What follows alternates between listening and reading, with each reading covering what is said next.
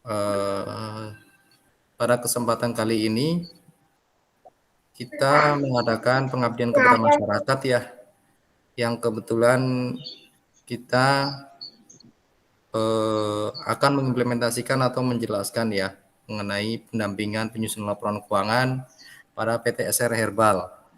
Sebelumnya kami ucapkan terima kasih sekali, terima kasih yang sedalam-dalamnya kepada Ibu Nani ya, sebagai pemilik PT SR Herbal, seperti itu ya Bu ya, sudah mengizinkan kami ya sekedar sharing atau mengimplementasikan apa yang kami tahu seperti itu gitu ya. Lebih tepatnya sih sebenarnya kita ya mencoba untuk menampung apa sih kesulitan di tempat Bu Nani seperti itu ya. Uh, Terutama keterkaitan dengan tema penyusunan laporan keuangan seperti itu. Gitu ya. Ya kita tidak memperpanjang waktu atau apa, melebarkan percakapan ya. Kita mulai saja untuk acara ini. Kita bersama-sama membaca basmalah. Bismillahirrahmanirrahim. Bismillahirrahmanirrahim. Acara ini saya buka. Saya sebagai ketua pengabdian kepada masyarakat untuk D3 Akuntansi mengucapkan terima kasih kepada Ibu Nani dan kepada teman-teman yang sudah hadir ya, baik dari D3 Akuntansi ataupun dari mahasiswa Magister Akuntansi ya Pak Wardoki ya. Kita gabungan seperti itu. Betul. Harapannya nantinya semoga kita bisa saling memberikan manfaat ya, baik kepada PT SR Herbal ataupun kepada sesama teman kita seperti itu. Oke, pada kesempatan kali ini kita mungkin langsung rundown acaranya langsung ke inti dari ini Pak ya, PKM tersebut ya. Langsung ke materi Pak ya, Pak Wardoki. Sambutan Pak Ketua. Oh, sambutan ya, oke. Habis sambutan Pak Ketua, nanti sambutan dari Ibu Nani. Nanti Baik. setelah itu baru bisa dimulai. Baik, Demikian oke. koreksinya. Pengabdian kepada masyarakat, program studi D3 Akuntansi, Fakultas Ekonomi dan Bisnis Universitas Pamulang, dan juga pengabdian kepada masyarakat dari mahasiswa Magister Akuntansi Universitas Pamulang ya Pak Wardoki ya, dengan tema pendampingan dalam penyusunan laporan keuangan berdasarkan SHKMKM pada PT SR Herbal. Ya, di tanggal 2 Oktober 2021. Kalau kita berbicara tentang laporan keuangan, tentunya sangat diperlukan sekali bagi dunia usaha, ya, apalagi usaha yang baru dirintis, ya, karena laporan keuangan adalah merupakan nadinya perusahaan. Kita bisa tahu laju tumbuhnya perusahaan itu dari laporan keuangan ya, naik turunnya laba, kemudian catatan atas harta dan hutang seperti itu. Maka layaknya perusahaan bisa menyusun laporan keuangan sesuai dengan standar yang berlaku seperti itu. Pada kesempatan pengabdian kepada masyarakat kali ini, kami coba akan mengimplementasikan ya laporan keuangan. Bagaimana sih laporan keuangan yang sesuai dengan standar akuntansi EMKM, ya, sesuai dengan standar akuntansi yang ditetapkan oleh Ikatan Akuntan Indonesia yang berkaitan dengan usaha mikro, kecil, dan menengah. Harapannya nanti laporan keuangan ini bisa minimal bisa menjadi dasar untuk PT SR Herbal ya untuk menyusun laporan keuangan seperti itu. Baik, begitu sambutan dari saya. Terima kasih. Maka berikutnya adalah sambutan dari pemilik PT SR Herbal atau pimpinan PT SR Herbal. Waktu dan tempatnya kami sediakan. Silakan Bu. Terima kasih Pak Wardoki. Assalamualaikum warahmatullahi wabarakatuh. Waalaikumsalam warahmatullahi wabarakatuh. Terima kasih kesempatan yang telah diberikan kepada kami yang sudah diikut sertakan untuk Zoom ini Pak. dengan materi penyusunan laporan keuangan. Yang saya hormati Pak Wardoki, yang saya hormati Bapak Ambang, yang saya hormati Mbak Usmul, semoga sehat selalu ya Pak. Dan yang saya hormati semua yang ikut Zoom ini, tidak mengurangi rasa hormat saya, tapi tidak menyebutkan satu Bapak. Saya sekilas saja ya Pak.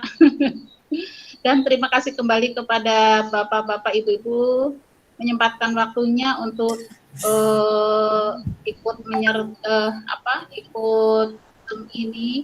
Suatu kehormatan buat kami Pak. Yang di sini tadinya saya kan nggak tahu untuk pembukuan ya, tadinya pembukuan ini saya itu masih bergabung dengan bank dapur Pak, selama ini belum tertata dengan untuk khusus bisnis itu secara UMKM ya Pak, untuk dapur sendiri, untuk bisnis sendiri itu belum tertata seperti itu. Mudah-mudahan dengan acara ini nanti saya bisa lebih menata kembali Pak keuangan saya. Dan usaha ini sudah jalan dari tahun 2014 Pak, udah 8 tahun kami usaha ini.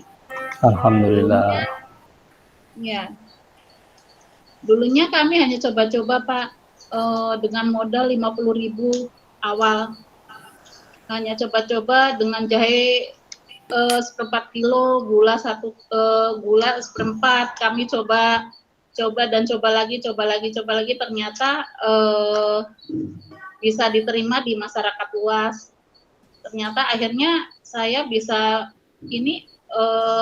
bisa diterima masyarakat luas, akhirnya saya kembangkan kembali Pak. Dan akhirnya saya bisa banyak meningkat. Tadinya 1 kilo habis 2 bulan, itu saya titipkan ke warung-warung, meningkat bulan ke depan 2 kilo, gitu aja Pak. Akhirnya ya sampai sekarang alhamdulillah untuk 1 bulannya kami bisa memasak bisa 2 ton terkadang. Itu Alhamdulillah. Ya Pak. Alhamdulillah saat ini usaha kami untuk untuk izin-izinnya kami udah lengkap semua Pak. Dan depannya minta doanya dari Bapak dan Ibu itu mudah-mudahan kami bisa menuju untuk ekspor. Kami sedang sekolah kami terpilih di PPPI untuk pendidikan dan pelatihan ekspor Indonesia selama 10 bulan. Sekarang sedang berjalan. Kami udah memasuki bulan ke-5. Luar biasa. Separuh jalan lagi ya Bu. Ya, mudah-mudahan separuh lagi nanti bisa mendapatkan buyer luar negeri Pak. Tapi saat ini kami sedang dikurasi untuk Australia dan Singapura, mudah-mudahan lolos Pak. Oh ya. Untuk penjualan kami udah kerjasama dengan Indo Cafe di Medan, itu udah selama 7 tahun. Alhamdulillah. Makanya untuk pembukuan keuangan Pak, saat ini kami masih ngeblank Pak. Kami itu nggak punya skill untuk bisnis, tapi ternyata tadinya kan hanya main-main, tapi kok ternyata ini kok jadi usaha beneran Pak. Jadinya saya masih gimana ya, masih belajar dan belajar lagi, harus banyak belajar. Makanya kadang kalau belajar otak saya udah tua. Jadinya kami untuk menerimanya terkadang suka gimana ya Pak, ngeblank gitu apa gimana, kurang masuk gitu. Makanya saya merekrut antara anak dan menantu saya suruh bantu untuk usaha ini. Untuk supermarket alhamdulillah saat ini udah banyak, lumayan udah saya isi Pak. Antara lain total buah, apotek Senturi, Duta Buah, Galael, udah lumayan banyak. Organik market, seperti itu Pak. Sepertinya sudah ya Pak ya. Apabila kata-kata saya kurang tertata, kurang teratur. Dibukakan pintu maaf yang seluas-luasnya, Bapak. Siap, Bu. Terima kasih di sini. Mohon maaf kekurangan saya. Wabillahi taufik wal hidayah. Wassalamualaikum warahmatullahi wabarakatuh. Waalaikumsalam warahmatullahi wabarakatuh. Baik, terima kasih banyak Ibu Nani ya yang sudah menjelaskan ya histori usahanya yang katanya tadinya dari main-main ya. Main-main saja jadi luar biasa, Bu.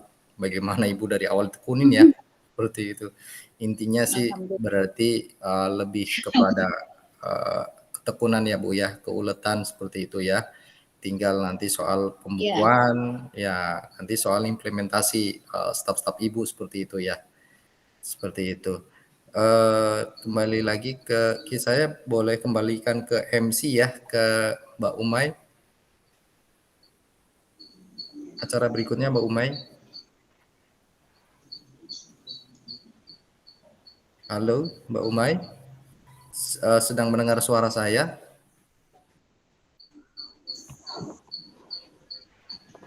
Lanjutin Bapak aja. Atau saya lanjut ya? Iya, mungkin lagi.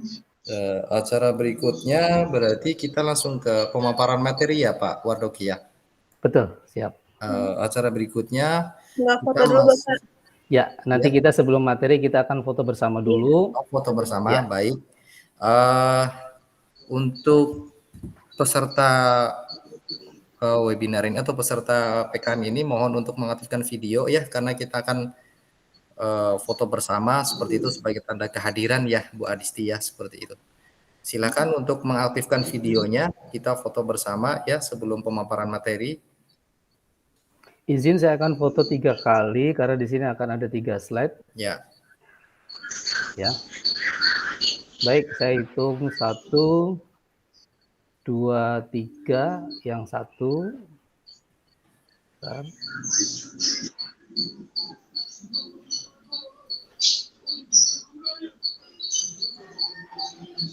Kedua, 1, 2, 3.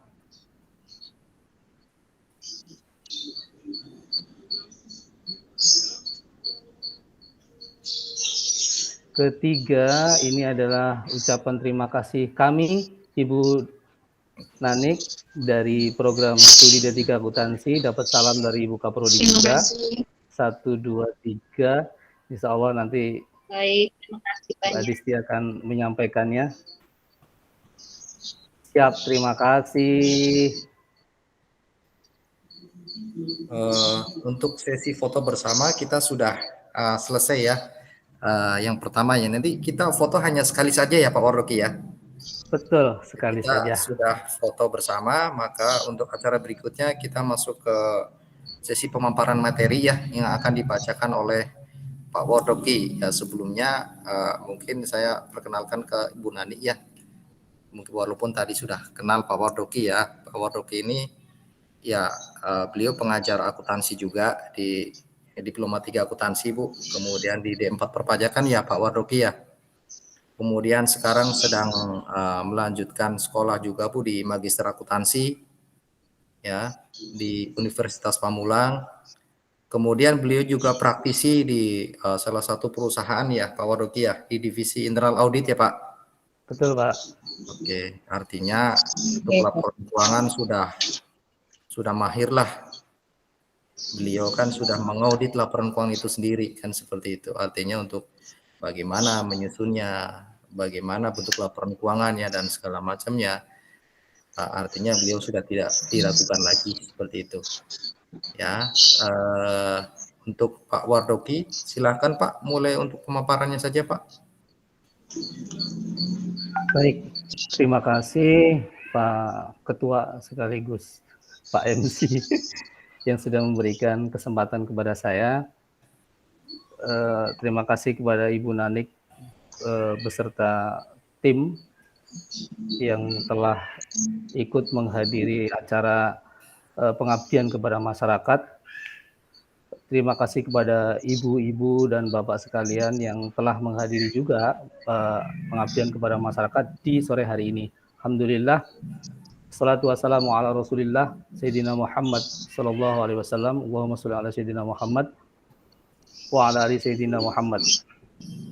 Pada sore hari ini kita bisa bertatap maya. Biasanya kita sih kepenginnya hadir ke sana langsung, bertatap muka, hadir ke perusahaan, tapi karena suatu dan lain hal, sehingga jarak sebenarnya sekarang kita sudah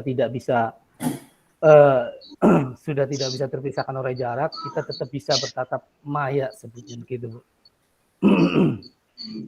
Ya, sebelumnya perkenalkan saya Wardohi SMM, tadi sudah dikenalkan oleh Pak Herlambang juga. Di sini saya diminta untuk memberikan materi tentang bagaimana implementasi tentang laporan keuangan yang seharusnya diterapkan oleh UMKM. Gitu. Ini juga sebagai ketua pengabdian kita, beliau ada Pak Herlambang SAK MAK CA PKP. Beliau itu selain dosen juga seorang praktisi, Bu. Beliau juga seorang konsultan pajak. Luar biasa beliau kiprahnya. Ini adalah Ibu Adisti. Beliau juga dosen tetap di D3 Akuntansi.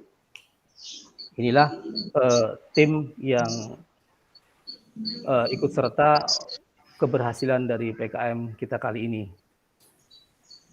Nah, ini ada profil dari Pak Herlambang bahwa beliau juga punya kantor konsultan pajak nih, Bu. Barangkali suatu saat Ibu membutuhkan di kemudian hari nanti beliau punya kantor konsultan pajak, kuasa hukum pajak Herlambang dan rekan namanya. Nah, jasa-jasa yang beliau layani ada administrasi perpajakan, dari daftar, hitung, bayar lapor, pendampingan pemeriksaan, keberatan dan banding pajak, penyusunan laporan keuangan, review dan planning perpajakan, korespondensi perpajakan, menjawab sanggahan, pembahasan, pemeriksaan, training dan konsultasi perpajakan, akuntansi dan aplikasi perpajakan serta akuntansi. Ini luar biasa beliau, ini sekaligus perkenalan, Bu. Nah, kalau saya tampilkan seperti ini, pasti Ibu juga sudah tidak asing lagi ya, Bu ya. Ini adalah profil terbaru dari Universitas Pamulang. Ini kampus 3 kita di Victor, Universitas Pamulang.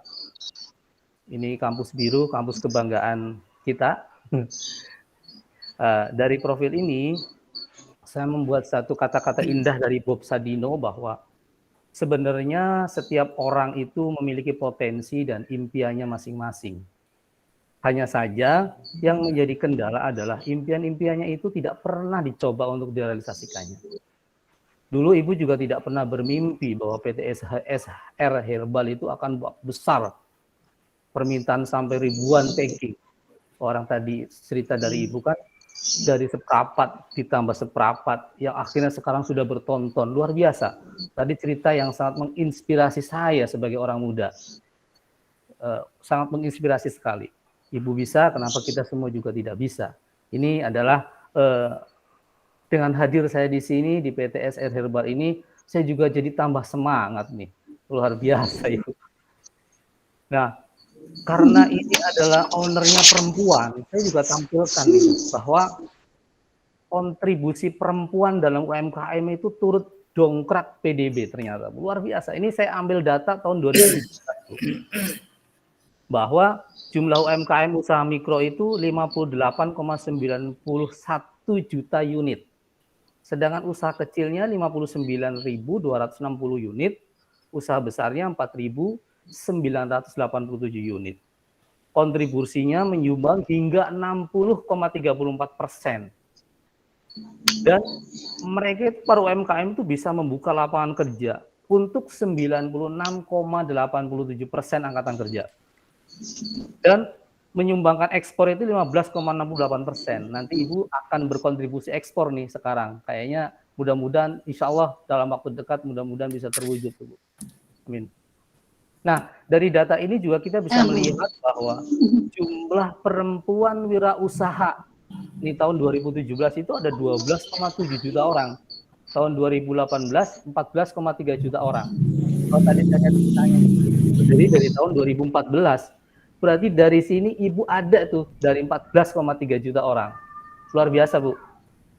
Di sini kiprah Ibu kelihatan dan bisa terbaca setelah ini, bahwa mudah-mudahan dari sini juga bisa memberikan satu semangat, spirit yang lebih lagi untuk selalu meningkatkan kiprahnya sehingga bisa ikut berkontribusi pada pertumbuhan ekonomi sekarang. Nih, berdasarkan ini, kita juga bisa menurut para ahli bahwa jumlah ideal entrepreneur, pengusaha, itu dalam sebuah negara itu adalah 2% dari jumlah penduduk. Nah, pertanyaannya adalah, sekarang di Indonesia itu udah berapa persen?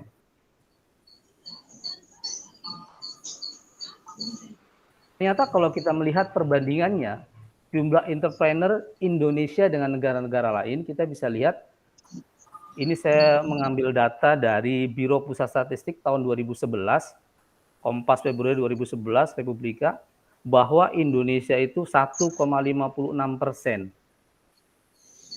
Belum lama, ada juga saya lihat bahwa Indonesia itu baru 0, sekian persen, ada, itu beda-beda. Dari sini kita bisa melihat Indonesia 1,56%, Singapura 7,20%, Malaysia 5,00%, Korea 4%, Thailand 4,10%, dan Amerika Serikat 11,50%. Ini berarti masih banyak dibutuhkan oleh jiwa-jiwa wirausaha agar bisa tumbuh di negara kita, sehingga kita bisa paling tidak mencapai angka minimal 2% tadi. Ini seperti ini. Gambarannya seperti ini. Selanjutnya, di tahun 2020 itu pernah ada siaran pers bahwa UMKM itu harus naik kelas. UMKM harus naik kelas dengan 3 go. Ada go modern, go digital, dan go global. Jadi kita tidak hanya berpatokan pada hanya online saja, hanya offline saja. Kita harus melek dengan dunia digital, dunia modern, dan dunia yang sudah mengglobal. Jadi Ibu tadi ada cita-cita ingin ekspor, berarti sudah akan go global nantinya. Insya Allah semoga terwujud. Tapi kita bisa naik kelas. Nah, ada sesuatu yang menurut Raden Teddy, Ketua Lembaga Pengembangan Usaha Kadin Indonesia, bahwa adalah hal yang sulit bagi pelaku UMKM untuk naik kelas bila tidak memahami dan membuat laporan keuangan atas usahanya. Ini poinnya, bahwa kita tidak akan bisa naik kelas kalau kita tidak bisa melewati ujian-ujian seperti ini. Jadi kalau kita sudah memahami dan juga membuat laporan keuangan atas usaha kita dengan baik, maka insya Allah itu berarti kita sudah layak untuk dikatakan naik kelas nantinya. Seperti ini. Nah, kemudian satu bisnis itu harus berpikir bahwa bisnis about number. Bisnis itu angka. Bisnis itu bukan rasa. Saya pernah dengar kalau saya diskusi sama teman-teman UMKM, gimana usahanya? Alhamdulillah lancar. Terus keuntungannya, ya alhamdulillah lumayan bisa buat bayar kontrakan. Berapa? Ya lumayan. Nah itu berarti masih menggunakan rasa. Dia itu masih belum menggunakan angka. Kalau bisnis itu angka, maka kalau ditanya berapa keuntungannya, maka dia akan menjabarkan sekian. Terus biayanya berapa? Dia akan bisa menjabarkan sekian. Itu makanya seorang bisnis, seorang wirausaha itu harus berpikir bahwa bisnis about number, bukan rasa. Kalau rasa tidak bisa diukur, tidak bisa dinilai, tapi yang bisa diukur adalah angka. Baik. Tadi bisnis adalah angka, sehingga kita bisa menilai dari angka tadi itu indikator kemajuan usaha kita. Indikator bahwa usaha kita maju jika tingkat keuntungan serta perkembangan aset. Jadi kalau keuntungannya meningkat, asetnya berkembang, maka itu indikator bahwa bisnis kita dikatakan maju. Kita bisa melihat dari mana tingkat keuntungan dan perkembangan aset dari angka. Angka itu dari mana? Angka itu adalah dari informasi akuntansi atau laporan keuangan. Laporan keuangan itu nanti ada secara umum ada laporan laba rugi, dia yang menggambarkan tentang kinerja perusahaan, neraca yang menggambarkan tentang posisi perusahaan, aset, aktiva dan pasifanya, laporan arus kas, dan kemudian laporan perubahan modal. Nanti juga di akhir sesi, insya Allah saya akan tampilkan ada Excel yang sengaja saya buat. Mudah-mudahan ada manfaatnya nanti dengan PT SR Herbal. Nanti begitu PT SR Herbal itu membuat pembelian ada berapa, di input saja, terus nanti sudah langsung nge-link ke jadi neraca, jadi laba rugi, seperti itu. Mudah-mudahan nanti jika bermanfaat akan kita share.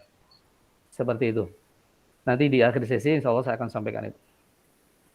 Nah, untuk apa sih informasi akuntansi atau laporan keuangan itu? Nah, informasi akuntansi atau laporan keuangan itu akan dipakai untuk investor dan juga calon investor tentunya. Misal usahanya sudah mulai membesar, terus ada orang atau investor yang ingin menanamkan modalnya di sana.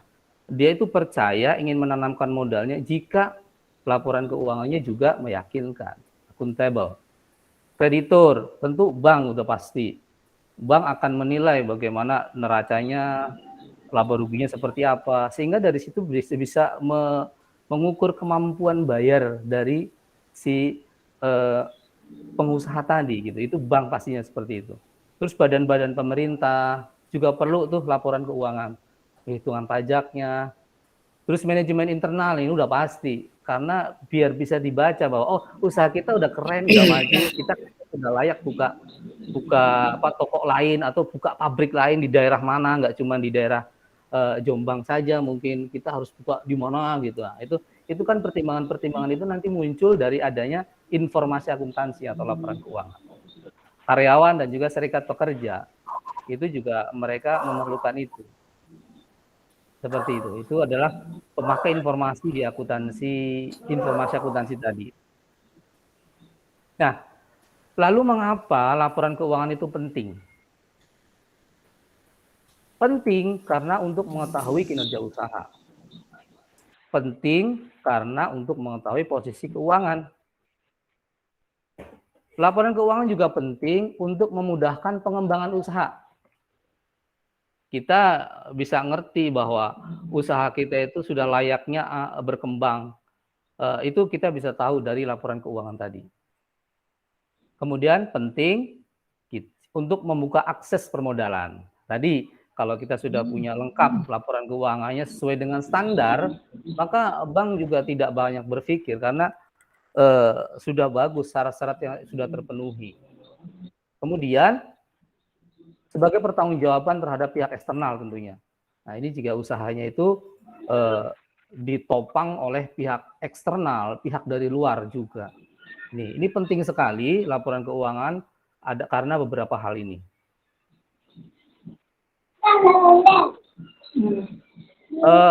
Yang paling banyak kesalahan-kesalahan umum yang sering terjadi di teman-teman UMKM adalah menggabungkan keuangan pribadi dengan usaha. Ini udah sering banget. Jadi penggunaan rekeningnya rekening bersama, bukan ATM bersama ya Bu. Tapi rekeningnya bersama-sama antara usahanya dengan kebutuhan rumah itu digabungin. Sehingga tidak ngerti ini uang perusahaan yang mana, ini uang pribadi yang mana. Ini kesalahan-kesalahan umum yang sering terjadi. Ini. Yang berikutnya tidak memiliki catatan biaya dan pendapatan secara rinci. Ya tadi karena digabung antara usaha dengan rumah. Tidak terpisah. Ini kesalahan-kesalahan yang sering terjadi. Yang sering terjadi pula biasanya ini juga sering banget nih penentuan harganya tanpa perhitungan yang tepat. Harga temen deh, kalau sama teman harganya spesial. Tanpa memperhitungkan jika saya kasih harga sekian, kira-kira bagaimana? Apakah bisa tercover atau enggak? Tuh, harga teman. Kemudian ada beberapa jenis perusahaan, ada perusahaan jasa seperti bengkel, perusahaan dagang, dia membeli barang untuk dijual lagi, kemudian ada manufaktur atau produksi. Saya contohkan mie Aceh, dia itu mengolah sendiri, habis itu dijual juga. Nah, itu jenis-jenis perusahaan yang ada ya, jasa, dagang, dan manufaktur. Kemudian di dalam membuat laporan keuangan itu juga perlu menggunakan standar. Jadi kita membuat laporan keuangan tidak suka-suka. Kalau suka-suka, sepengetahuan yang punya saja, maka belum tentu pihak eksternal itu akan bisa membacanya. Sehingga perlu ada yang standar. Karena standar ini yang standar ya, berarti sudah diakui, gitu, sudah diakui secara nasional maupun internasional. Nah, standar itu untuk apa? Ngapain sih pakai standar, Pak? Ribet amat, saya udah bikin laporan keuangan aja susah, kok pakai standar-standar segala, gitu kan. Misalnya seperti itu. Nah, ini untuk keseragaman laporan. Terus memudahkan penyusunan laporan keuangan karena ada pedoman baku. Standar itu berarti kan ada pedoman baku. Sehingga meminimalisir adanya bias dari si penyusun tadi. Selain itu, jika diperlukan, memudahkan auditor. Biasanya sebuah perusahaan itu memerlukan auditor, memerlukan opini dari audit untuk bisa kita jual. Oh, ternyata perusahaan PTSR Herbal ini opininya wajar tanpa pengecualian. Kan keren tuh Bu, kalau misal dibaca oleh pihak luar, wah bagus juga nih. Boleh deh saya nanti mau jadi investor gitu, misal seperti itu. Terus yang keempat, memudahkan pembaca laporan keuangan. Untuk apa? Menginterpretasikan dan juga membandingkan laporan keuangan entitas yang berbeda.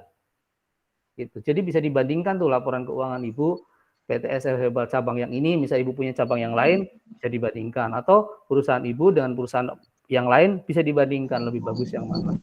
Jadi nanti ada mempermudah si pembaca laporan keuangan tadi untuk bisa membandingkan. Sehingga misal si calon investor itu pengen menanam modal di PT antara PT SR Herbal sama PT yang lain misal. Nah, kan dia akan membaca laporan keuangan PT SR Herbal dan juga membandingkan dengan laporan keuangan dari PT yang lain. Mana yang kira-kira menurut si calon investor itu oke, maka dari situlah akan ada keputusan untuk mau investasi atau tidak. Seperti itu. Ini perlunya standar. Kemudian dari standar itu di kita ada 5 pilar standar akuntansi keuangan Indonesia atau SAK Indonesia. Ada SAK umum, SAK etap, SAK IMKM, SAK syariah dan juga SAK akuntansi pemerintah. Bisa kita jelaskan. Yang pertama SAK umum, standar akuntansi keuangan umum. Dia mulai diadopsi semenjak 1994, yaitu hasil dari Kongres IAI. Yaitu Ikatan Akuntansi Indonesia.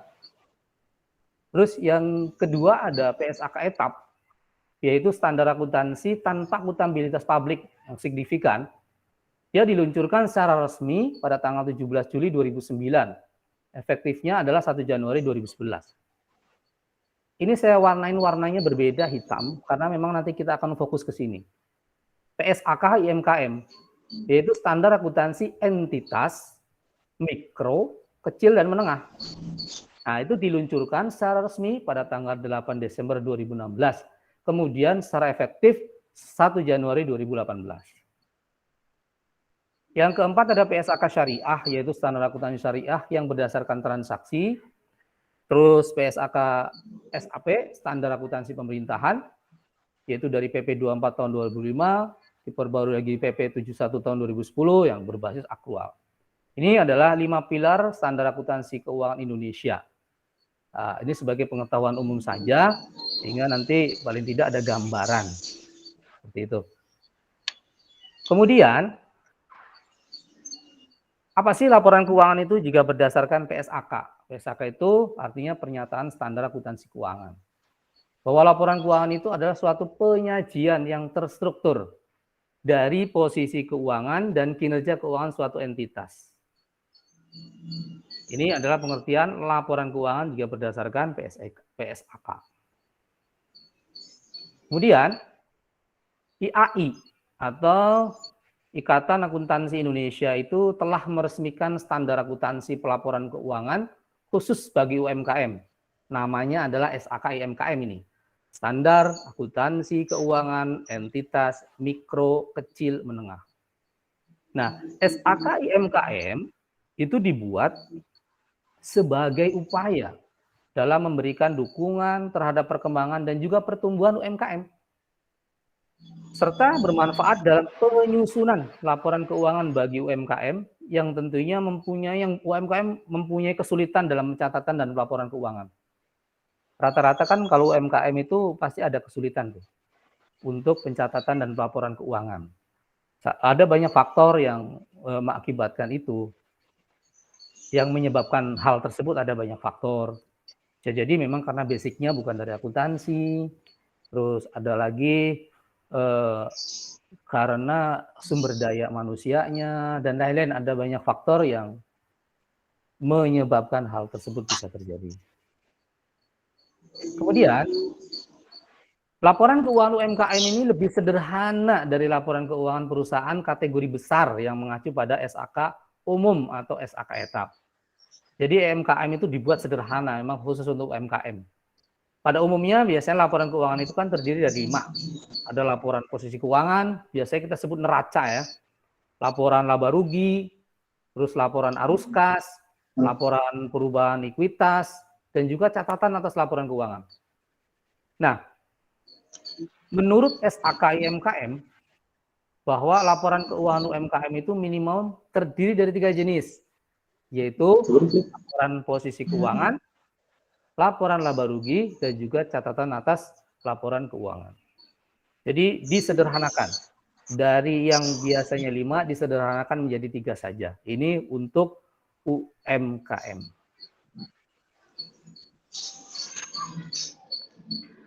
Nah, kalau kita berbicara tentang akuntansi, pasti juga kita mengenal tentang persamaan dasar akuntansi.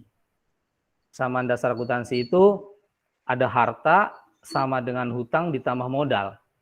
Ini adalah posisi pada saat perusahaan itu pertama kali didirikan. Harta itu berarti apa yang kita miliki. Hutang dan modal sumber daripada harta tadi. Karena sebenarnya akuntansi itu hanya terdiri dari 2, yaitu kita punya apa, terus uangnya dari mana. Apakah dari hutang atau modal sendiri. Itu sebenarnya akuntansi, prinsip cuma 2. Kita punya apa, sumbernya dari mana, uangnya dari mana. Ini adalah posisi ketika suatu perusahaan itu baru berdiri. Nah, lalu bagaimana pada saat perusahaan itu telah berjalan?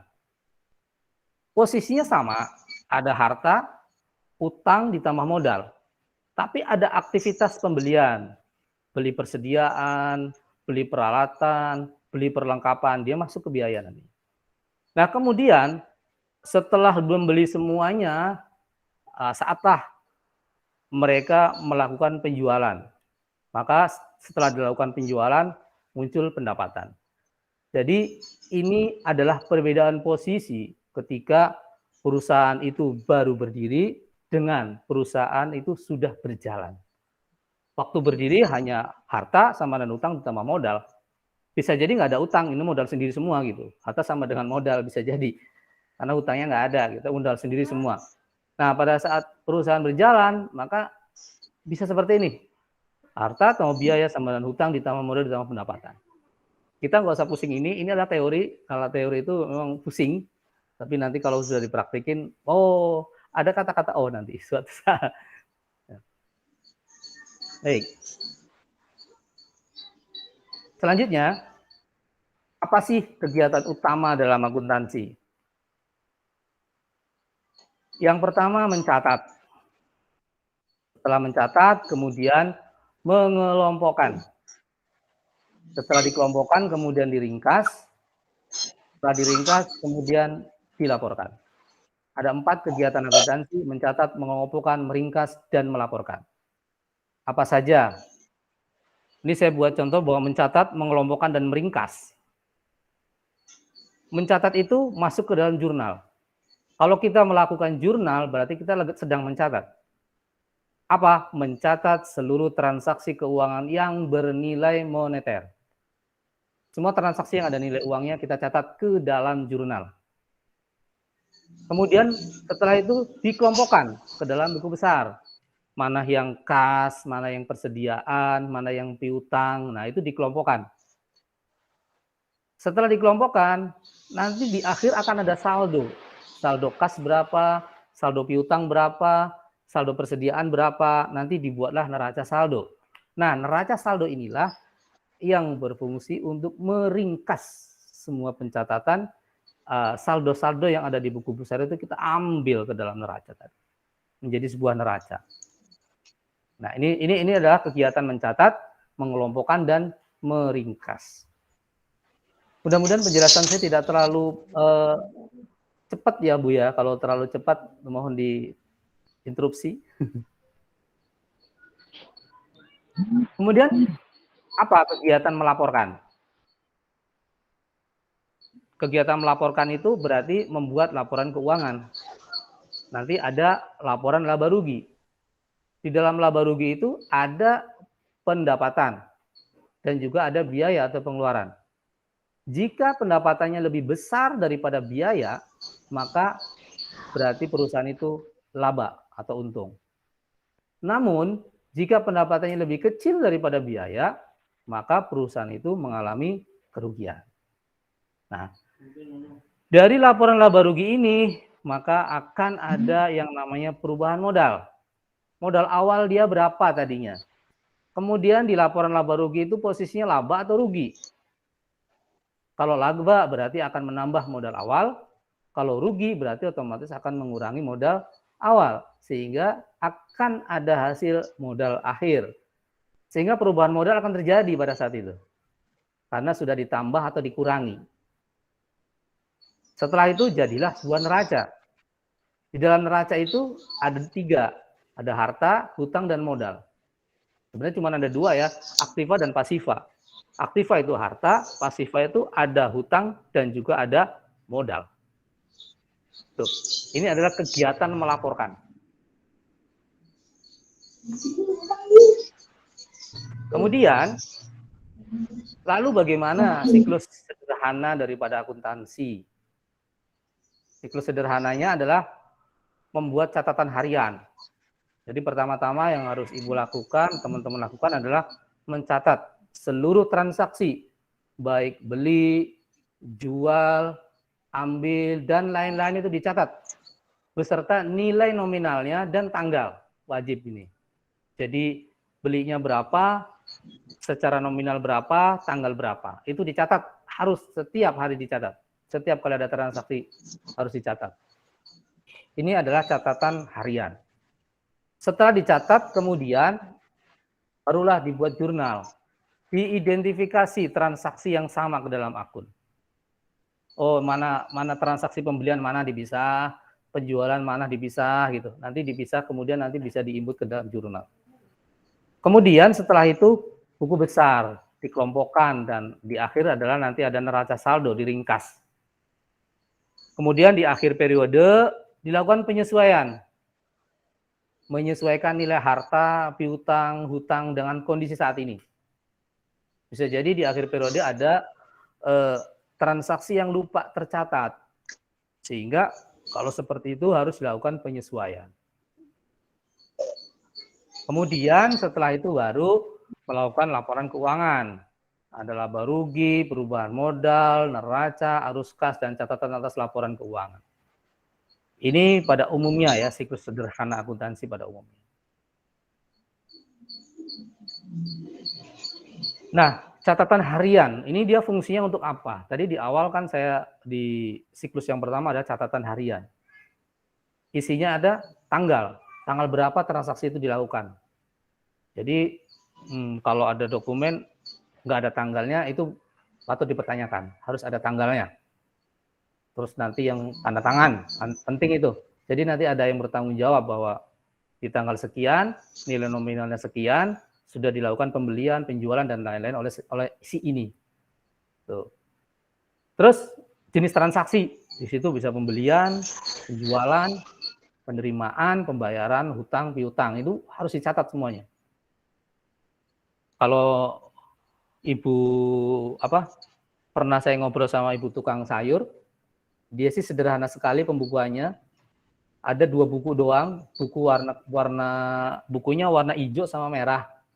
Hijau itu adalah buku untuk mencatat pembelian secara tunai, sedangkan kalau ada yang utang, dia dicatat di buku warna merah. Itu keren. Jadi itu versi sendiri, ibu tukang sayur itu luar biasa.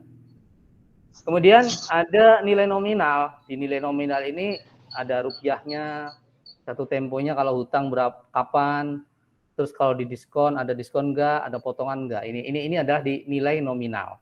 Biasanya kan ibu juga perusahaan perdagangan biasanya kan ada diskon ya, mengadakan diskon-diskon, itu perlu juga ada diskon.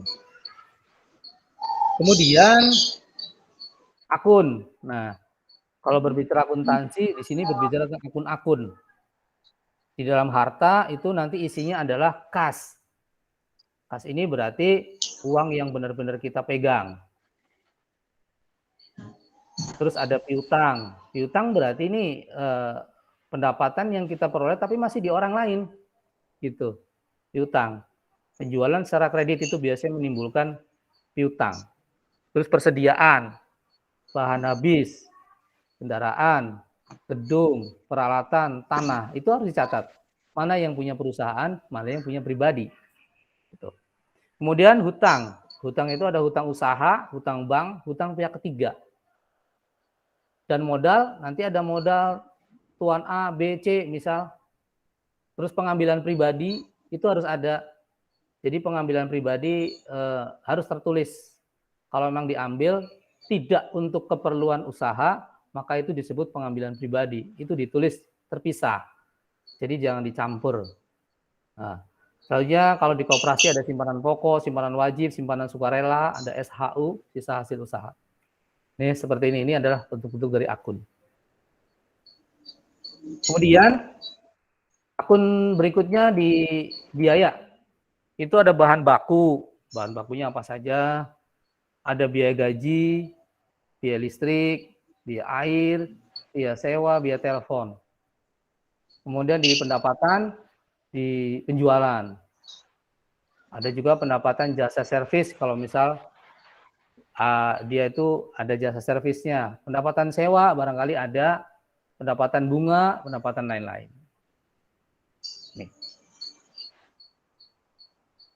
Nah, inilah yang dilakukan ketika jurnal. Jurnal itu adalah pencatatan yang pertama kali.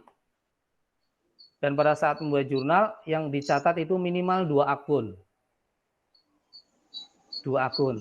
Dan melibatkan 2 sisi debit dan kredit, terdapat nilai nominal dan urutan tanggal. Ini jurnal. Nah, ini adalah contoh dari bentuk jurnal. Misal tanggal 1 Januari 2020, minimal 2 ya, ada kas, ada modal. Pasti ada 2. Kemudian ada debit dan ada kredit. Ini harus. Jadi kalau jurnal cuma dibuat 1, itu berarti nanti akan ada ketidakbalancean gitu. Jadi nanti tidak seimbang. Harus dibuat 2. Kemudian ini adalah contoh laporan posisi keuangan sesuai dengan SAK UMKM. Ini sederhana, dia dari aset itu ada kas dan setara kas. Dia itu ada kas, berarti ini adalah uang yang kita pegang. Ada giro ya, setara kas itu dia ada giro, ada deposito. Itu masuk ke dalam komponen kas dan setara kas di sini. Jumlahnya berapa kas dan setara kas nanti dijumlah. Maaf Pak Wardoko, izin. Boleh iya. tolong digedein sedikit tulisannya. Oh, kurang gede ya? Ini. Iya, soalnya kurang kelihatan. Saya bisa gedein. Sebentar.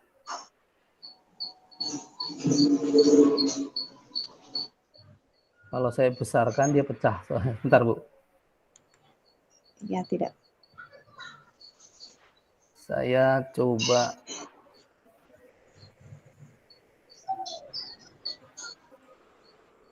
Nanti materinya saya kirim. Oh, gitu. Baik. Betul. Terima kasih. Saya udah coba besar tapi kok pecah gitu karena saya memang ngambil dari ini SAK IAI online saya ambil gitu. Ya, untuk tidak apa-apa, Pak. penjelasan. Siap. Ya, tidak apa-apa. Boleh Mau. dilanjutkan Nanti kembali, di Pak. sesi akhir saya juga akan tampilkan Microsoft Excel untuk perhitungan secara otomatisnya. Mudah-mudahan nanti Oke. bisa. Oke, baik. Terima kasih, Pak. Silakan Sama-sama. lanjutkan.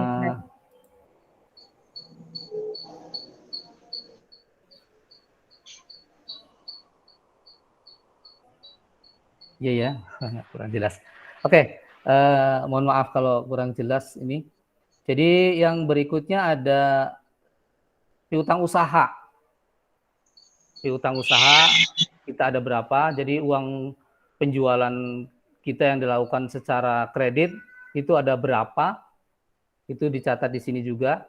Terus persediaannya ada beban dibayar di muka, ada aset tetap. Aset tetap itu nanti bisa berupa tanah, gedung, nah itu. Kemudian di kolom liabilitas ada utang usaha dan ada utang bank. Liabilitas ini adalah kolom hutang. Ya. Terus dijumlahkan jumlah liabilitasnya jadi berapa? Jika ada utang usaha, jika ada utang bank silakan dicatat. Kemudian berikutnya ada jumlah liabilitas, ekuitas. Kemudian ada ekuitas. Ekuitas itu adalah modal. Dicatat juga. Terus ada saldo laba juga dicatat. Maka dari situ nanti akan ada balance antara aktiva dan pasiva. Mohon maaf, nanti insya Allah saya bagikan karena mungkin ini kurang jelas. Ya. Baik. Selanjutnya ini adalah posisi laporan laba rugi untuk tahun yang berakhir 31 Desember sekian-sekian ya. Contohnya, di laba rugi itu ada pendapatan. Pendapatan itu ada pendapatan usaha dan juga ada pendapatan lain-lain. Kalau selanjutnya pendapatan usaha ditambah pendapatan lain-lain dijumlahkan. Kemudian kita tulis juga tentang beban-bebannya, beban usahanya apa aja. Beban lain-lain dijumlahkan. Kemudian setelah pendapatan dan beban ada, kemudian pendapatan dikurangin beban. Sehingga menghasilkan laba atau rugi sebelum pajak penghasilan. Kemudian setelah berhasil laba atau rugi sebelum pajak penghasilan, kemudian dikurangin beban pajak penghasilan. Nah, setelah itu baru tuh bersih menjadi laba rugi setelah pajak penghasilan. Ini adalah komponen laba rugi, dia lebih sederhana. Di situ ada posisi pendapatan dan juga beban. Kemudian, ini contoh catatan atas laporan keuangan. Di sini ada catat secara umum.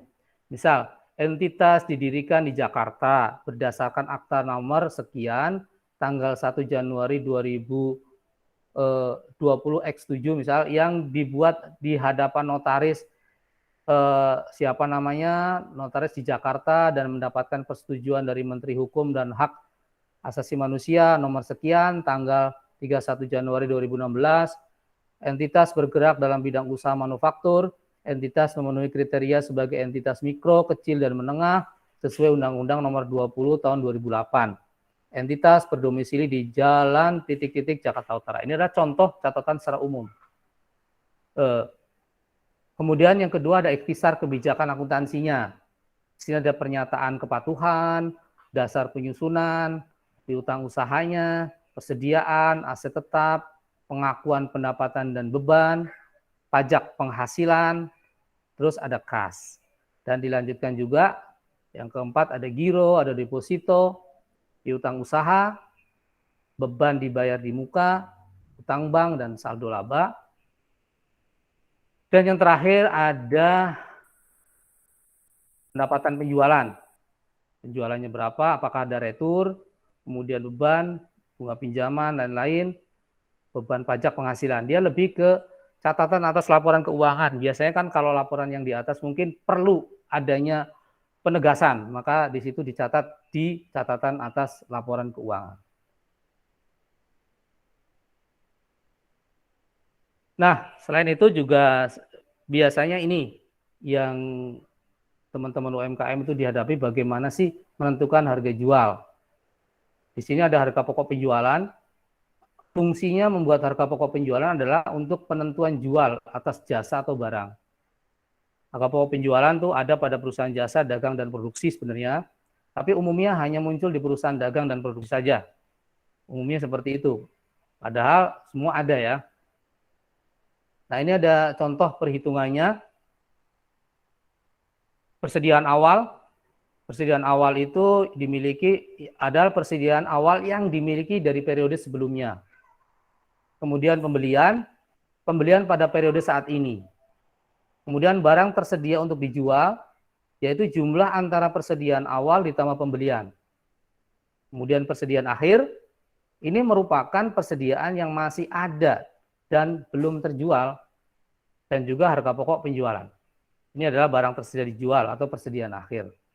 Jika kita rumuskan secara matematis seperti ini, misal persediaan awalnya 100.000, ada pembelian 300.000, maka barang tersedia untuk dijual adalah 400.000. 100 tambah 300. Kemudian persediaan akhirnya ada berapa? Yang sebelumnya ada 150. Maka harga penjualannya adalah 400 dikurangi 150.000 sehingga 250.000 harga pokok penjualannya.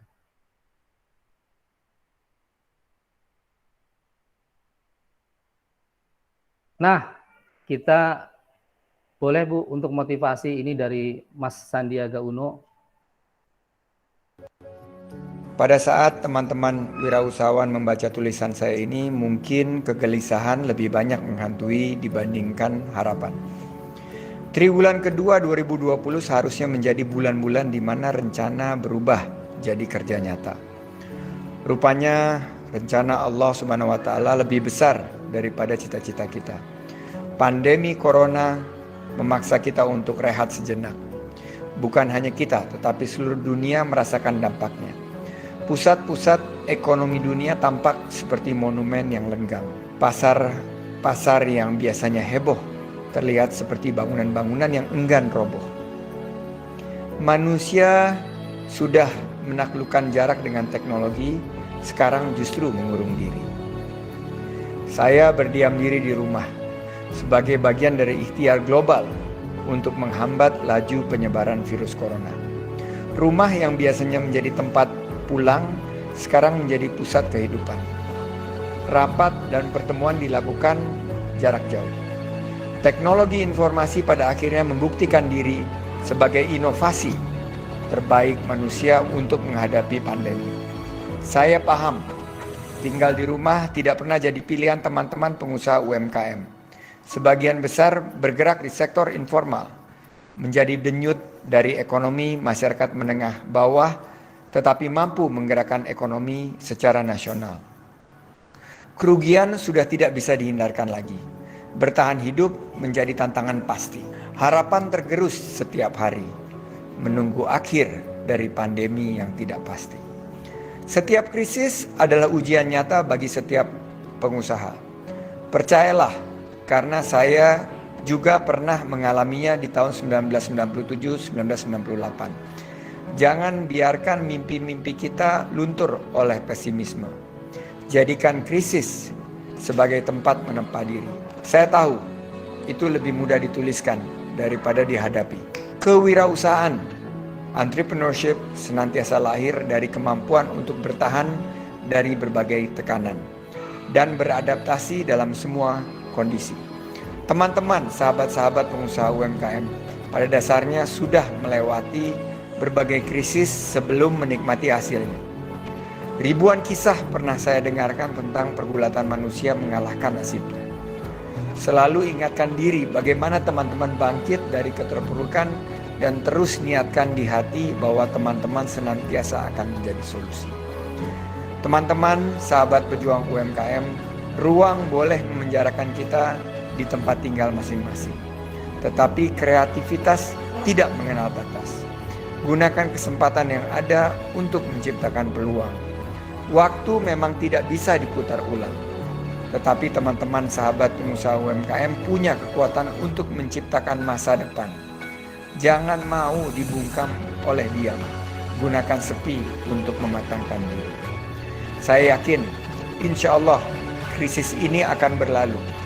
Kemampuan teman-teman pengusaha UMKM bertahan akan menentukan sebaik apa kita bisa melewatinya. Jika pada hari ini, dokter, perawat, dan tenaga medis menjadi pahlawan terdepan kita menghadapi pandemi, maka esok para pegiat UMKM lah pahlawan yang akan membangkitkan kembali roda ekonomi. Saat jalan-jalan kembali ramai, pasar hiruk pikuk, kantor dan pabrik dipenuhi para pekerja, maka masyarakat sadar bahwa saudara-saudara sahabatku UMKM sudah bekerja sebelum yang lain memulainya. Saudara-saudaraku, sahabat UMKM, bertahanlah layaknya seorang pahlawan. Teruslah menjadi solusi bagi orang-orang sekitar. Insya Allah setelah pandemi ini tentunya akan berlalu, kita akan bangkit kembali menjadi pemenang.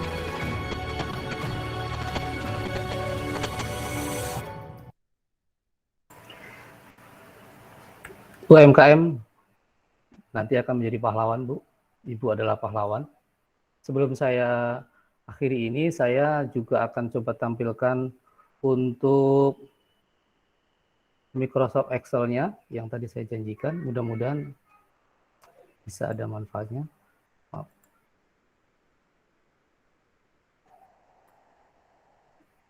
Ya, kelihatan, Bapak Ibu? Kelihatan, Pak. Ya, di sini saya sengaja tulis aplikasi Excel PT SR Herbal. Di kolom harta ini adalah, ini saya estimasi saja. Jadi tugas perusahaan itu di awal-awal harus mengidentifikasi hartanya ada berapa. Secara uang tunai ada misal 10 juta, piutangnya 200.000, sediaan 100.000, bahan habis pakai perlengkapan 200.000, peralatan ada 3 juta, kendaraan juta, bangunan 155 juta, tanah 75 juta, grand totalnya 250 juta sekian. Kemudian selain harta diidentifikasi, di awal-awal juga mengidentifikasi tuh ada hutang tidak. Oh ada hutang usaha 500.000 total. Kemudian diidentifikasi dari harta yang kita punya itu modalnya dari mana? Dari modal A 20 juta, modal B 155 juta, modal C 75 juta. Ini kita input dan kita identifikasi semua dari harta, hutang, dan modal. Ini sengaja warnanya saya pisah biar enak ingetnya. Harta, hutang, modal. Kemudian setelah ini diidentifikasi, maka jadilah neraca awal. Ini sudah ngeling. Misal kita modal C kita hilangkan, atau harta, berarti kan pengaruhnya di sini nih kita hilangkan, maka modal neraca awal juga akan berubah. Jadi ini sudah menjadi neraca awal. Kemudian di perjalanannya ada penjualan misal. Penjualan. Ini juga saya estimasi saja, Bu, harga-harganya. Jahe Wake Instant Box Fill Wake 5x20 gram. Ini pada tanggal 3, ini sengaja ini jadi Ibu nanti tinggal pilih tanggalnya nanti custom nih sampai tanggal 31. Kemudian bulan, ini kebetulan saya bikin bulan 2, ini juga tinggal klik panahnya. Bulannya sesuaikan. Tahunnya juga nanti tahunnya tinggal disesuaikan tahun berapa. Nah, kemudian di sini juga saya input semua produk yang ada di profil, kebetulan sudah dikirim duluan, jadi saya masukin saja dan saya estimasi harganya. Misal pada tanggal 3 bulan 2 2020 ada penjualan jahe merah instan paper bag 1 unit, harga per unitnya udah otomatis nih, Bu. Jadi kalau misal coba kita rubah ini, maka otomatis berubah harganya. Misal kita rubah yang ini, ternyata ini otomatis berubah. Dan ini akan ada otomatis HPP-nya juga. Kemudian di sini perlu, Bu, ada tunai, ada kredit, karena dia nanti pengaruhnya nanti yang mana yang masuk ke kas, mana yang masuk ke piutang. Jadi nanti kita tinggal apakah mau kredit atau mau tunai. Ini bisa dicatat harian ya penjualan. Ini bisa di custom sebenarnya. Terus kemudian jika ada pembelian juga sama. Ini juga sama ya, ada tanggalnya tinggal pilih, bulannya juga tinggal pilih, tahunnya juga tinggal pilih, kemudian produk yang terjual juga tinggal pilih apa. Jadi tidak usah ngetik satu-satu sehingga nanti bahasanya itu sama. Kalau diketik secara manual kan kadang-kadang lupa. Kalau ini kan kita tinggal yang penting kejelian aja dia di mana. Misal ini ya sudah. Kalau ini tapi tergantung penjualannya ya, tergantung pembeliannya. Yang satu ya tulis satu, kalau dua ya dua, sudah otomatis nanti penjumlahannya jadi 20 juta total. Tunai atau kredit sama. Kemudian ketika ada pembayaran ini sama juga, tinggal di custom, bulannya sama, tahunnya sama. Kemudian ini kalau misal untuk pembayaran air sudah aja harga-harganya, ini juga saya estimasi saja biar bisa buat belajar. Totalnya udah otomatis sudah pasti tunai ya kalau pembayaran ya, nggak mungkin kita bayar listrik bayar listrik itu kredit, nggak mungkin, pengen dicabut ntar. Nah kemudian jika ada ibu pengambilan pribadi Bu, ditulis di pribadi sini, saya udah tuliskan di sheet-nya pribadi. Oh bayar listrik buat di rumah misal, ya udah ini, atau mau belanja atau angsuran rumah misal, ya sudah sesuaikan saja. Beli kendaraan misal, sesuaikan saja. Ini boleh tinggal diketik manual berapa nanti belanja, kemudian buat bayar listrik yang di rumah gitu misal ada. Ini juga ada tunai atau kredit. Ini secara pribadi. Jadi nanti terdetek tuh ada pengambilan pribadi atau tidak. Nah, kemudian setelah diinput semua terjadilah laba rugi. Nih. Terjadi laba rugi. Pendapatan ini sudah ngeling langsung. Sudah terhitung langsung. Ini juga sama, sudah ngeling dari pembayaran. Dari pembayaran. Nah, ini dari penjualan, harga pokok penjualan ya. Ini ngelingnya dari penjualan. Kemudian dijumlah dan akan muncul laba operasional atau dia minus karena memang penjualannya belum sampai 1 bulan ya. Saya baru input sampai tanggal 6 gitu. Kalau sampai 1 bulan ya tadi Ibu kan sampai 1 bulan aja sampai 2 ton apa tadi Bu ya. Kurang lebih seperti itu. Kemudian laba rugi ya. Terus ini ada perubahan modal.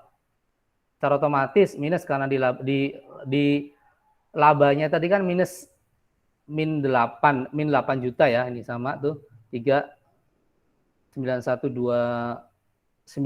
Nah itu minus pengambilan pribadi aja 175.000. Nah dari sini nih bisa ketahuan pribadi 175.000 tuh ya, dia ngeling. Kalau misal kita rubah di sini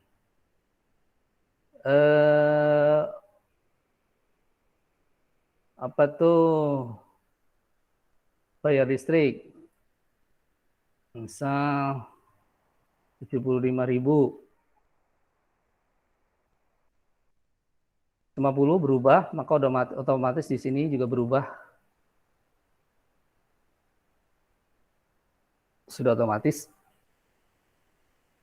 perubahan modal, kemudian jadilah neraca.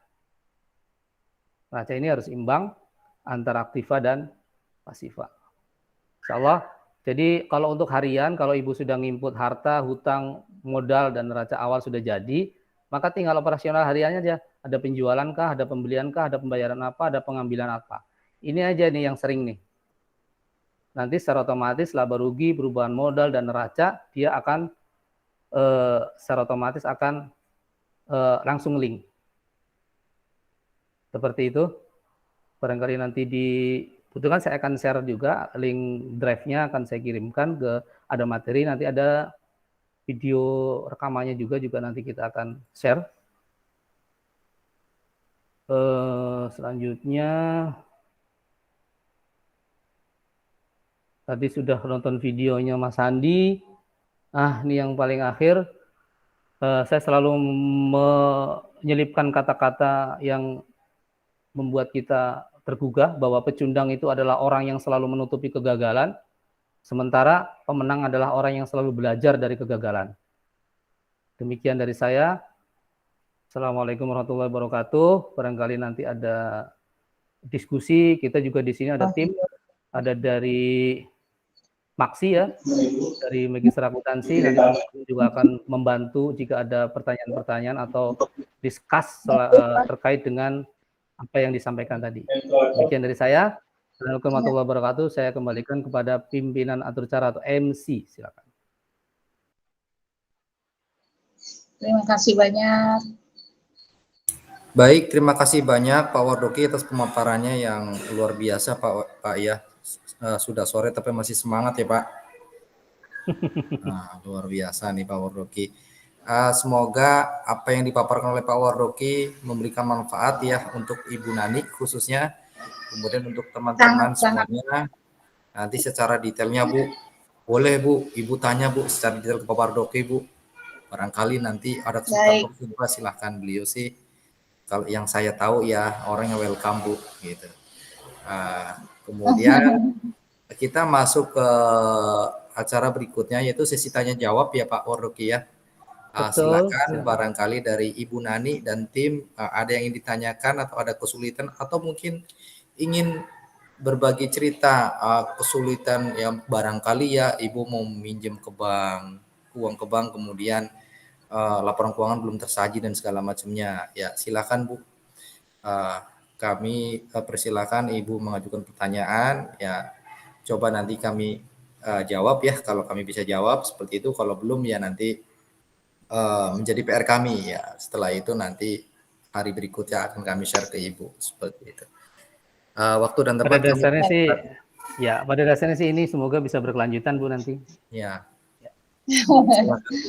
Ya. Saya mau bertanya nih Pak Wardoki, mohon maaf. Assalamualaikum warahmatullahi wabarakatuh. Waalaikumsalam warahmatullahi wabarakatuh. Pak, itu kan keuangan yang dipaparkan Bapak Wardoki tadi. Saya agak mengerti ya sedikit lah gitu. Soalnya tulisannya nggak begitu kecil. Nanti mudah-mudahan bisa dikirim Pak ke kami. Ini apa? Misalkan kami kan untuk penjualan ke supermarket kan kadang kami pembayarannya setelah tukar faktur itu 40 hari setelah dibayar. Kalau ada yang 2 minggu 14 hari itu baru dibayar. Itu masuknya kredit atau debit Pak?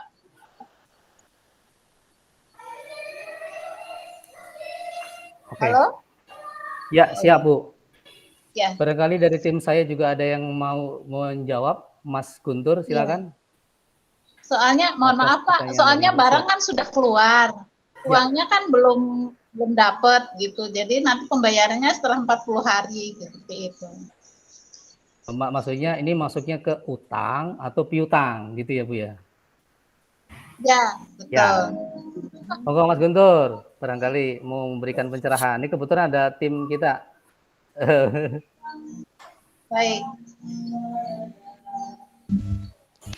Selamat sore Bu Nanik, izin saya memaparkan penjelasan singkat saya mengenai apa yang Ibu Nanik alami. Semoga ini bisa menjadi penyelesaian dalam pencatatan selanjutnya.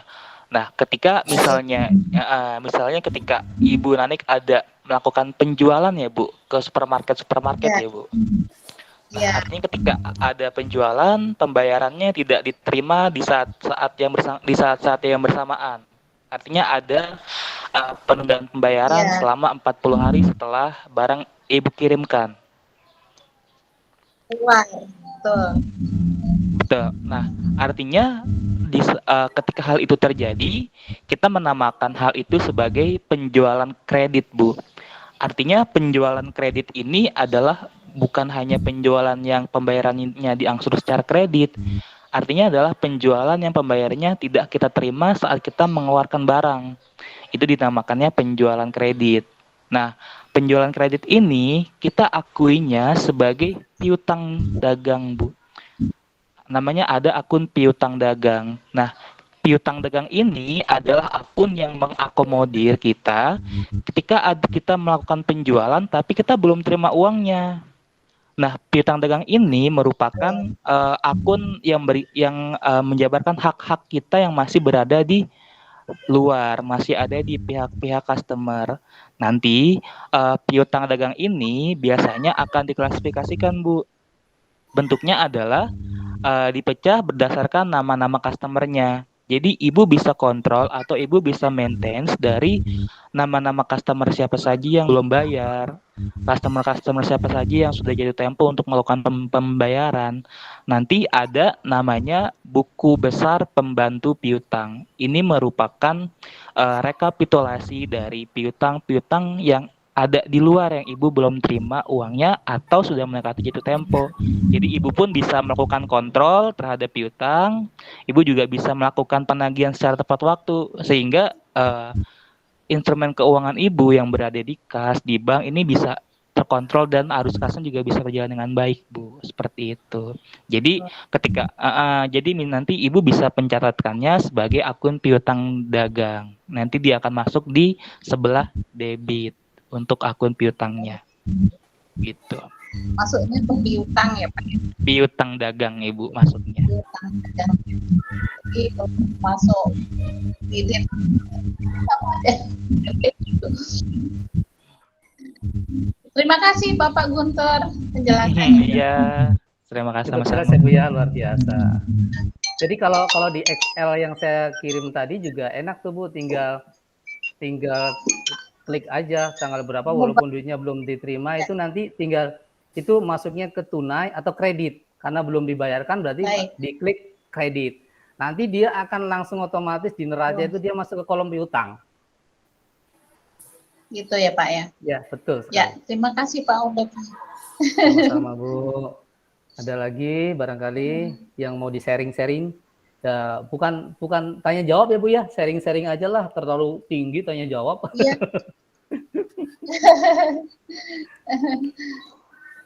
Hanya mau enggak. Ini sini masuk sini. Oh, biar tanya. Ya nggak apa-apa. Jadi anak saya suruh bertanya malu. Ya, nggak apa-apa. Mau nanti bisa kan ini mudah-mudahan bisa berkelanjutan, suatu saat Ibu akan bertanya secara ini juga nggak apa-apa, secara pribadi, apa WA atau apa gitu, kita sering-sering aja, siapa tahu saling membutuhkan, saling manfaat. Kadang-kadang pada saat acara seperti ini, apa yang akan kita tanyakan kadang-kadang lupa. Padahal kemarin-kemarin itu banyak banget kejadian yang aduh saya mau nanya ke siapa dan nanya apa gitu ya. Kejadian ini tuh masuknya kemana gitu. Jadi ada satu kasus yang kita tidak bisa mengidentifikasi ini kasus apa ya. Cara tanya saya tuh dimulai dari mana ya. Padahal ini benar-benar apa yang kita hadapi. Kadang-kadang seperti itu sih. Gitu. Betul Pak. Siap. Ini juga ada Pak Herlambang yang jago luar biasa, ada Mas Guntur. Pokoknya Power Doki berlebihan nih. Di sini teman-teman udah insya Allah bisa lah membantu nanti di kemudian hari.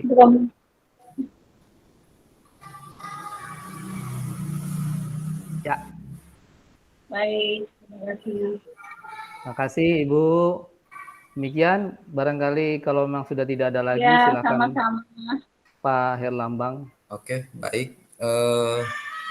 Kalau sudah tidak ada lagi, mungkin kita lakukan penutupan ya Pak ya untuk acara PKM ini. Tapi sebelumnya saya mengucapkan banyak terima kasih ya Bu untuk Ibu Nani ya, seperti itu. Ya, satu kata dari saya, Ibu Nani luar biasa seperti itu ya. Artinya membuat usaha yang kemudian usahanya menurut saya sesuai dengan hadis Nabi ya, yang katanya sebaik-baiknya manusia adalah manusia yang lebih bermanfaat untuk orang lain, seperti itu. Artinya untuk usaha SR Herbal ini kan pemberdayaan masyarakat kecil ya Bu ya, mulai dari bahan bakunya ya, kemudian tenaga kerjanya seperti itu, kemudian sampai menjualnya seperti itu.